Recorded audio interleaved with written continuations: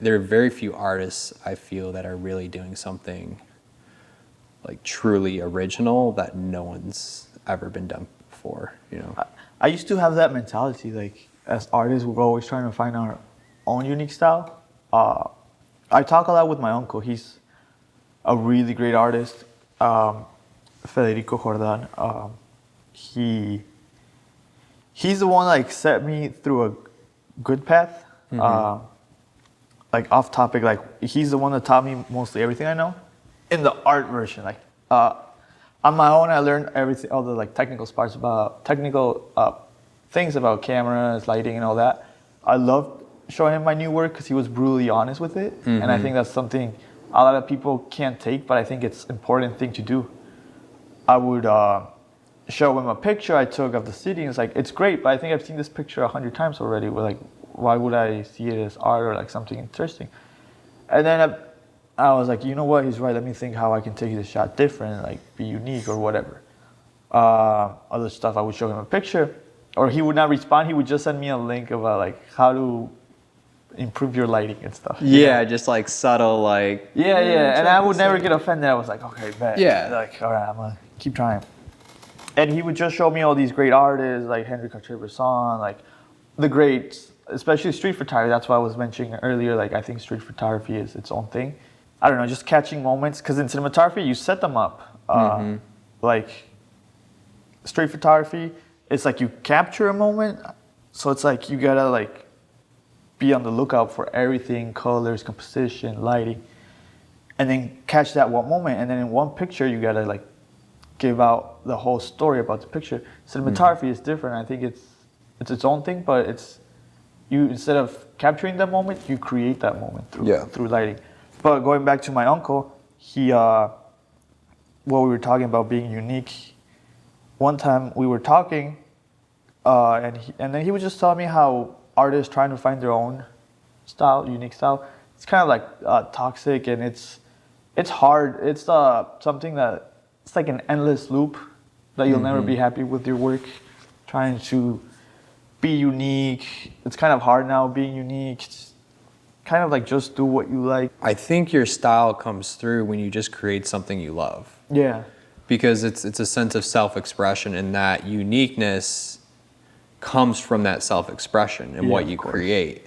You know, we talk about people trying to find their purpose.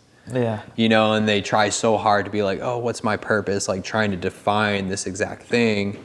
But really, it's mostly about just doing what you love and living life. Like it's just the act of like living in the present moment, where you start to figure out, well, one, learn more about yourself, and two, just start to figure out, those things start to come, what you're supposed to be doing. Like for instance, when I started videography, like it was never my intention to pick up a camera. Like I was an engineer for like 5 years. I came back home to Michigan just because I wanted to be around the right people and to be around Harlow. And I just so happened to pick up a camera and create content for him, and I loved it. Like it was never my intention to become a videographer, but it still became something that I loved. For sure. No, I feel you, yeah. No, everybody has their own way how it started. I think a lot of people in video, they mostly all started through photos. I don't know if you started with photos or directly with video. I did. Yeah, no, me too. I always wanted to be a photographer. For me, it's the opposite. Since I was probably like 6 years old, I would always tell my parents I was gonna be a photographer. I love photography. I moved here to Michigan from Mexico when I was 6, and then like 2010, I moved back to Mexico when I was 10 years old. But I came here and I didn't speak English. So what I would do in like recess or like free times, I would go to the library, and because I couldn't read it, I mean I couldn't speak it, of course, not even read it, even. So I would grab National Geographic magazines, and I would just look through the images. And I always thought it was so cool, all the pictures people were taking, and I would always be saying, when I grow up, I'm going to be a photographer for National Geographic. And then when I started doing photos, it was still kind of my thing. I would try to go out, take like candid pictures, again, like street photography or landscapes. And then little by little, I just started getting more into video because I kind of saw, which I think is happening now in video, that now it's easier for everybody to become kind of like a photographer. And I think it's great. Like now cameras are cheaper, lenses are cheaper. Now there's like presets or whatever. And I was just saying, like, if I want to make a living out of this, I think it's going to be harder through photo because now there's a lot of people in it. I was like, maybe let me try video. I think there's not a lot of people in video. It might be a little bit tougher, but I guess kind of like the rules are the same in lighting. And that's how I started video. I wanted to be a director, of course, and then, I don't know, I always loved lighting. Whatever I'm doing, I'm just looking at lighting, how it's working. If I'm talking to somebody, like right now, I'm just looking at like, it's kind of annoying, like, that's always in the back of my head, but I'm always like, wherever I am, I'm talking to somebody, I'm like looking at what the light's doing on their faces. It's like, it's kind of like now, like programmed in me, like looking at lighting. It's like an obsession of mine. Yeah, it's interesting, like when you start to get into photography and videography, I feel like you start to see the world a little differently. Yeah. You know, you start to pay attention to one, like the coloring and how like different coloring and things that are made like complement each other. And like how light hits certain things, like being like, oh, like that shadow would be like a dope kind of like creative composition. No, yeah, for sure. A game I would play by myself, anywhere I would be, because I would carry my camera everywhere. I would be like, I bet if I aim the camera right now at a shutter 120, I bet it would tell me that the f-stop right here is going to be f4 or whatever. And then I would bring the camera and then like, I don't know. I was wrong, I was right, but it would help me like understand how lighting works and kind of like see, like if you were the camera, you know? I mean, back in the day, like with film, you didn't really have much of a idea of like a monitor to tell you the exposure and stuff like that. So the technology's gone a lot. I mean, it's enabled us to do things that we haven't been able to do. Like, I mean, even the dance video that we did, like being able to shoot in 60 frames, or in my case, like 120 frames, like oh yeah, for sure, slow motion 4K, making things look even more epic than they are in real life, you know? No, for sure. Yeah, it's funny you said about that shoot. Yeah, I wish I could have shot slow mo, but I wasn't gonna use slow mo on that shoot. I couldn't because it's going to the beat of the song. Right. So if I slow mo the shot, it was gonna. You would have to have the song like 2.5 times speed, and they would have to literally like dance faster in order to match. To match it, yeah, I know what you're saying. Yeah, you're right. So yeah, because going back to that video, it wasn't a big budget video, but for a while, especially because I bought the FX6, I've been wanting to do a dancing video. Yeah. Like I was asking friends if they know anybody like that could dance, and we would go to Detroit or something and just record. Because I wanted to try the autofocus on the FX6 and the 120. Because well, you have the FX3, so of course you know how good the autofocus is on the eyes, how you can shoot 120 and 4K. Like it had a lot of things that I wanted to do, and I'm trying to make a new reel, so I was like, I kind of need somebody dancing. And then Dan, founder of Rise Above, he reached out that if I can help him do a video for Rise Above, of course, but like he said he had a dancing crew. He told me like, I'm gonna meet them, I would like you to come, talk to Brendan. I was like, all right, let's go. And when I got there, I'm not gonna lie, there was like probably like 50 trophies they had for the past 2 years or something. It was impressive. I was like, okay, so these guys are really, really good. And we were just talking about the idea of the video. It wasn't a lot of planning. It was just, they wanted like a grungy warehouse kind of look. And the first thing that came to mind was compound. I shot there so many times. I know where we could put lights, make it look good right away. Cause I didn't think we had a lot of time. And then he was just telling me like, oh, I can add to the dances like a couple like transitions. Like if I push the camera to the left for the next dance, the camera can come from that way. And we were just planning a little bit, not too much, just a little bit. Next week we came here. I started telling all my friends like it's not like a big budget video. If you guys want to come, just help out. Like it's gonna be fun. I'm bringing a lot of lights. Because the reason how I was able to bring all these lights is this summer I started working with Mula Films. They do a movie series. They're based here in Detroit. They were gonna shoot the second season of McGrath Avenue. Okay.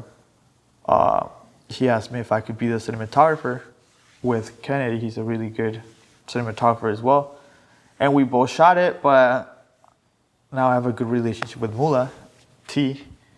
And he told me whenever I need it, I can borrow all the lights. And I was like, actually, I have this shoot coming up, which I kind of want to put a lot of lights. And he's like, go for it. And then that's how I was able to bring like 2 Novas, a 600, 2 300s. Like we went crazy with the lighting that shoot, you know. But I was really happy how it turned out. So go ahead and talk a little bit about like what a director of photography is, because I feel like that is a lot of where you play in terms of your role on these productions. Okay, so a director of photography. Director of photography, he's the one that brings the director's vision to life. He's the one that knows lighting, more like decoration of lighting, I would say, because setting up lighting and so on would be more gaffer and grip. But like let's say, I shoot a lot with Diego, a director. We have all music videos that we mostly shoot. He has a vision for the music video, like I needed to look like grungy or whatever. So my job as a cinematographer is to think ahead, like pre-plan where we're gonna shoot, like look at the location and figure out where we can highlight, what time of day for like lighting coming from the window, like anything related to lighting and how to make it look what the director vision it was. Like that's the director of photography. Yeah. Okay. And they typically also know more about the camera itself too. Oh yeah, my bad. And then usually, of course, they'll always know like what camera we need and for what reason we need that camera, what lens we need, and because all lenses give a different look to whatever you're shooting. So it's like you're gonna choose what lenses you want to use. You could also know what kind of camera movement we want for it. If we want to go on gimbal, we want a tripod, we want handhelds, dolly, whatever. Like all those stuff is like they all have a meaning why you need that certain shot, and the cinematographer would recommend to the director what is needed to be able to get that shot.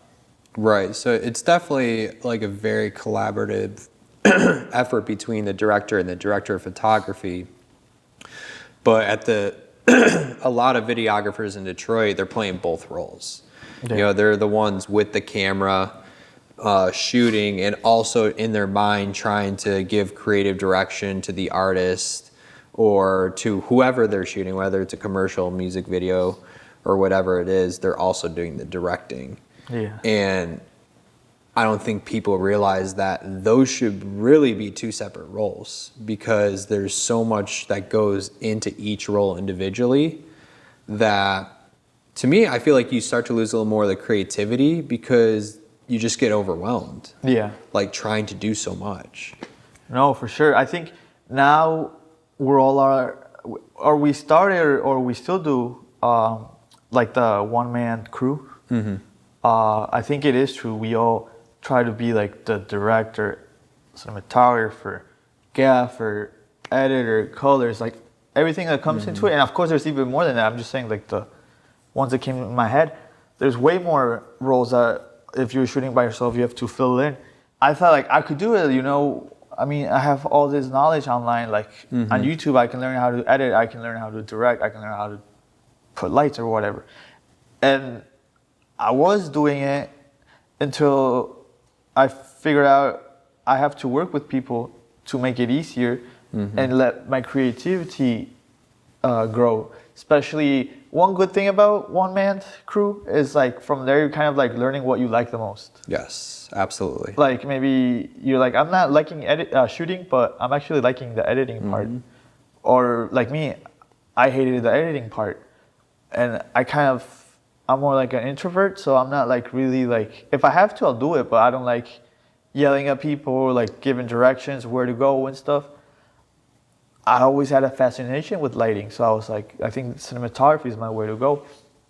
And so after being a one-man crew, I started working with Diego and other directors, and I found out it gave me more creativity, and it let my own creativity grow, I should say, because I was only concentrating on the one thing I liked. I didn't have to worry about directing, scout. Well, as a cinematographer, you do got to scout locations too, of course, but editing, all that, like, it wasn't my word, so the only thing I could think about is lighting. So everybody has their own role, and I think that's the secret to making a good video. Honestly, to a certain point, you'll figure out like you actually do need a team to grow. Yep. I think if I'm talking for like Luis, Diego, and me, which the three of us, we're working together a lot, I think our work has improved so much and people have been noticing, and it's because we've been collaborating. We all have our strengths and weaknesses, and we all work together around all that, and I think we were able to charge way more. Our quality has improved, like I said. I think it's necessary to have a team instead of trying to be solo. Yeah, I think it's transitions from that quantity to that quality. Yeah. Because starting out, if you're doing everything, the amount of gigs based off of rates and things like that you have to do to really make a living, Yeah. you're on the quantity side of things, because like you don't have that time For sure. to put into the quality, the planning, like the pre-production, the actual production, the location scouting, the editing, the coloring, like all that takes enormous amount of time. Like sure. for me, even like that, the video that I did probably took me a total of 15-ish hours to edit. Yeah. You know, like, but that's kind of like what I enjoy doing. I like the editing. Yeah. So I don't want to sacrifice in that either. sure. You know, I don't want to take away time or just like, oh, put it together. Like for me, that is my sense of creativity. And in order to really like not sacrifice from that, I put the effort into the quality so I can charge more. For sure. And there are a lot of, you know, videographers that I feel like are on the quantity side. You know, they do pull-up and shoots for like $300, $400. Yeah. And it's like, yeah, you can keep doing that, But you're never gonna grow. but you're never gonna have the time to actually like dive deeper into like Into it, yeah. what you want to learn. For sure. You know? One thing that I learned also from all that, it was like, let's say I was a solo and I would shoot a video and I really couldn't take another gig because then I had to like prepare for the shoot it, and then I had to edit it and then color it and whatever. So it took me a lot of time. But now, since I went like that, I'm only doing cinematography and actually coloring, that's on the side. I do color grading. But since I mainly do cinematography, I can like prepare for a shoot, I shoot it, and then I'm done with it. Let me start thinking of a next project. So now I won't be worried about like, oh, now I have to edit this and do all this for this video. So it's like move on to the next stuff. That helped me so much and improve on my portfolio. Because I had other people like, they have these crazy good ideas, and then I would just come in, help them bring it to life, and then I had like more portfolio to show to people, and that helps you get more jobs, more recognition online, you know. So it does really help being on a crew. Was there a point where you started to realize you were a little overwhelmed and really just needed to say no, and you struggled with like wondering if I should not take this gig in order to actually spend more time on like learning and like improving the quality versus like taking a gig? Was there ever a moment for you? At the beginning, no, because what I'm thinking is about money, you could say, Yeah. accepting jobs and jobs and jobs, all these small jobs. But at the long run, I think like the better you improve on your portfolio, the better gigs you can get, better paid, or like if you're doing your cinematography in certain versions so you can get more jobs like that, that will help you only get jobs that you actually want. You know what I mean? Mm-hmm. Not like if you're accepting all types of jobs your whole life, you're going to be doing that the whole time. Yeah, and it helps to continue to create the things that you want to create because that will continue to attract Yes. the gigs that you want. Yes. Like weddings. I sometimes help as a second shooter at weddings. And I know this girl I work for, Maria, she was actually in the video. She, even on her hashtag, she was putting all the cities around the United States because she was like, I'm kind of tired of shooting here in Michigan or Detroit. So she would be just in the hashtag putting, I don't know, New York or whatever. Now she has gigs over there just because of hashtags, because she was going around that and it worked. Like, I think that's how we should do it, you know? Yeah, I think a lot of us think too local in a way. And like, I love Detroit and I definitely want to put Detroit on, but there really is a huge educational gap between, you know, LA and Atlanta and New York in terms of like just like knowing about video production For and sure. knowing like even the things we were talking about in terms of roles. which No, is yeah, the main reason why I'm doing this, you know? I think you are right. I mean, there's two things with it that I'm like with you and then I'm against. It's one thing I did notice in LA, everybody knows all the roles over there because LA is so big in video. I was shooting with Diego a music video in LA this summer, and the models asked me, "So who's gonna color grade this video?" And I was like, "Wait, the model know who the color is?" She was like, "Yeah, who's the colorist for this video?" And I was like, "I'm gonna be." And then she was like, "Oh, well, you better make my skin look fine or whatever." And I was like, "All right, but I was just surprised. I was telling Diego, I was like, "How?" She knows who the colorist is. Like anybody I've ever shot with in Michigan, they would never know what a colorist is. Yeah. You know, my sister jokes around like, I'm a colorist. She was like, "What? You bring your crayons and like start painting and drawing?" But no, like that. Yeah, people over there do know what the roles are and how important they are. But then, for knowledge, I don't think it's that important, to be honest. For like, I think now the internet gives you everything you want. I think YouTube is just the beginning. Then there's a lot of other ways you can get your information. Like, I went to school for it. I'm gonna be honest, I didn't learn in school anything. I think they were, it was good for connections, but it was like a overall video production. I wanted to be cinematography. They weren't teaching, like, and there was one day they taught you a little bit of lighting, but you can't learn everything in lighting one day. Ways I learned, there's cinematographer blogs, and they teach you, they go behind the scenes. American Society of Cinematography. They do articles. They have magazines that they give you monthly, which I always receive, and I'm always reading them. They teach you all these things, from lighting, lenses, what are the trends right now. They interview cinematographers for movies, why they shot a certain way. So it's really good to learn all that. Podcasts. I listen to a lot of podcasts. There's great podcasts. The Go Creative Show. Roger Deakins has a podcast now. It's been like a year now, or maybe two. Which, as we all know, in cinematography, Roger Deakins is the GOAT. Like, nobody like him. And so having him have a podcast just talking about cinematography, like, I think that's where else are you gonna learn as much as that? Like, I don't think no school is gonna ever show you as much as the GOAT himself. I don't know. I think there's a lot of ways you can learn now from it. But yeah, I think Michigan should learn the roles here. Like, appreciate why a production charges certain amount, as you were saying. Awesome. Well, I think we're gonna have to wrap it up, but go ahead and tell people like where they can find you. Usually how it works now on Instagram, you can find me Carlitos Jordan. Reach out if you have any questions. I love talking about lighting, cinematography, camera. So any questions you have, I'll be happy to answer.